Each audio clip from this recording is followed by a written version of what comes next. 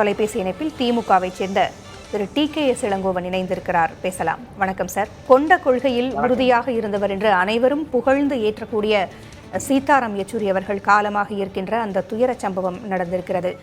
உங்களுடைய இரங்கலை பதிவு செய்யுங்க.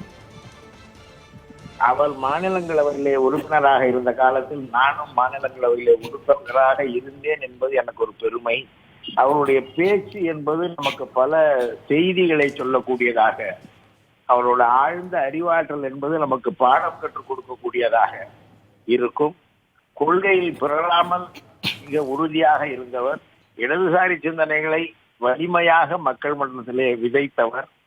அவரை போன்ற ஒரு நல்ல அறிஞர், ஒரு நல்ல எழுத்தாளரும் கூட, அவரை போன்ற ஒரு நல்ல இடதுசாரி சிந்தனை அறிஞர் எவ்வளவு பேர் இருக்கிறார்கள் என்று தெரியவில்லை. அவரை பொறுத்தவரை அவர் மற்றவர்களுக்கெல்லாம் நிறைய, அவருடைய பேச்சை கேட்பவர்களுக்கெல்லாம் நிறைய செய்திகளை சொல்லித்தரும் அளவுக்கு ஆற்றல் வாய்ந்த சொற்பொழிவு பேச்சாளராக இருந்தார். நாடாளுமன்றத்திலே அவர் உரை கேட்கும் போதெல்லாம் நாங்கள் அங்கே இருந்து அதை கேட்கின்ற அந்த நிலைக்கு எங்களை எல்லாம் கொண்டு வந்து வைத்து விட்டார். அந்த அளவுக்கு அறிவார்ந்த சொற்பொழிவாக அவருடைய சொற்பொழிவுகள், நாடாளுமன்ற உரைகளும் இருக்கும்.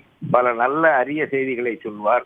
அவனுடைய இழப்பு என்பது இடதுசாரி சிந்தனையாளர்களுக்கு பேரிழப்பு என்பது மட்டுமல்லாமல், வலிமையாக கொள்கை அடிப்படையிலே மக்களை சந்தித்து பேச வேண்டும், மக்கள் நலனுக்காக பாடுபட வேண்டும் என்று எண்ணுகிற எல்லோருக்குமே அது ஒரு பேரிழப்பாகத்தான் நான் பார்க்கிறேன். அந்த வகையிலே சீதாராம் யெச்சூரி அவர்களுடைய மரணம் என்பது மார்க்சிஸ்ட் கம்யூனிஸ்ட் கட்சிக்கு மட்டுமான இழப்பு அல்ல. அவர் இளம் வயது, அவர் வயதும் அதிகம் அல்ல. இந்த இளம் வயதிலேயே அவர் நம்மை விட்டு பிரித்திருப்பது என்பது ஒரு நாகரீக அறிவார்ந்த அரசியல் தளத்திலே பணியாற்றுகிற ஒருவருக்கும் அது பேரிழப்பு என்றே நான் கருதுகிறேன். அந்த வகையிலே அவருடைய இழப்பு என் மனதளவில் என்னை பாதித்திருக்கிறது. அவருடைய குடும்பத்தாருக்கும் அவருடைய கழக தோழர்களுக்கும் என்னுடைய ஆழ்ந்த இரங்கலை தெரிவித்துக் கொள்கிறேன்.